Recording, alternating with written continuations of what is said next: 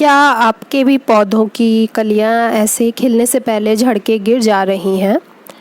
Hello everyone, आप सभी gardening lovers का मेरे चैनल में स्वागत है।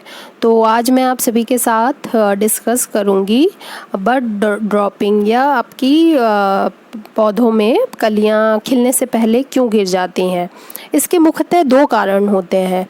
एक कारण तो होता है पेस्ट अटैक और दूसरा होता है माइक्रो न्यूट्रिएंट की कमी। तो पेस्ट अटैक क्योंकि मैंने देखा है कि मेरे एक साथ 2-3 पौधे में मैंने ये प्रॉब्लम देखी, तो इसका मतलब इतने पौधों में तो एक साथ न्यूट्रिएंट की कमी नहीं होनी चाहिए, कोई 1-2 ही शो करेगा, लेकिन एक साथ इतने सारे पौधे कर रहे हैं शो।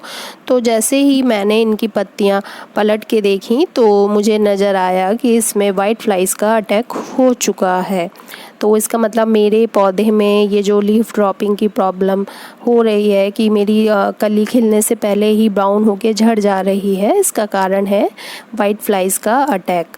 तो ये जो है पेस्ट अटैक, कई बार तो हम लोगों को ये जैसे ये सारे जो इस तरह के कीड़े होते हैं, मिलीबग, वाइट फ्लाइज या एफिड्स, वो हमें अपनी आंखों से दिखाई दे जाते हैं, लेकिन कई बार क्या होता है कुछ इस तरह के भी पेस्ट होते हैं जिन्हें हम अपनी खाली आंखों से नहीं देख सकते हैं, जैसे किसी तरह का फंगल अटैक हुआ हो।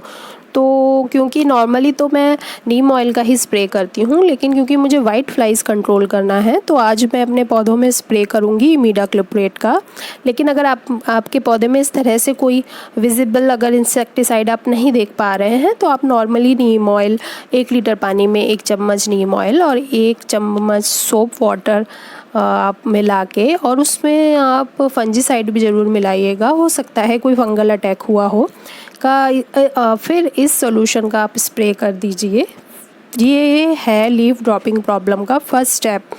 और तो फिर अभी मैं अपने इस पौधे में आज ये स्प्रे करने वाली हूँ क्योंकि मेरी ये वाइट फ्लाइज मुझे नज़र आ रही हैं। तो जब भी मैं इस तरह का स्प्रे करती हूँ तो सबसे पहले वाली ध्यान देने वाली बात ये होती है कि जिस भी पौधे में आप पेस्टिसाइड स्प्रे करने जा रहे हैं तो उस गमले में आप पहले अच्छी तरह से पानी दे दीजिए। ये ठीक उसी तरह से होता है जैसे हम खाली पेट में दवाई नहीं लेते हैं, उसी तरह से पौधे में भी किसी भी तरह की दवाई का छिड़काव वो अगर उसकी सॉइल ड्राई हो तो नहीं करना चाहिए।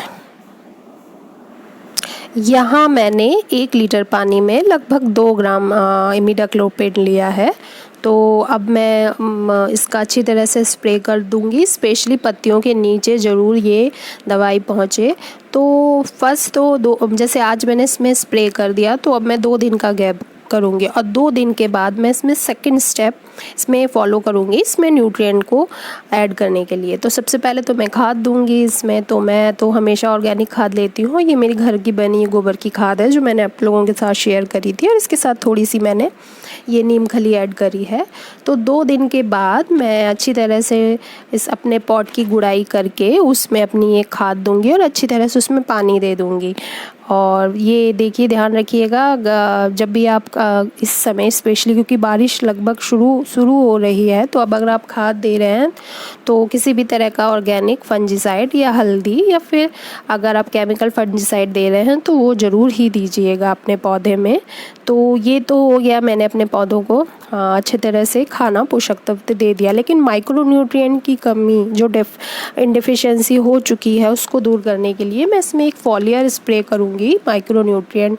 आपको इस तरह से जहाँ से भी आप अपनी नर्सरी से ला सकते हैं, लिक्विड में भी मिलता है। इसमें देखिए इस तरह इतने माइक्रो न्यूट्रिएंट अवेलेबल है और ये पैकेट मुझे 40 रुपये का मिला है और लगभग ये मेरे पूरे गार्डन में स्प्रे में शायद 2 बार कर पाऊँगी आराम से। 25 ग्राम करीब है और 1 लीटर पानी में मुझे 2 ग्राम करीब देना है।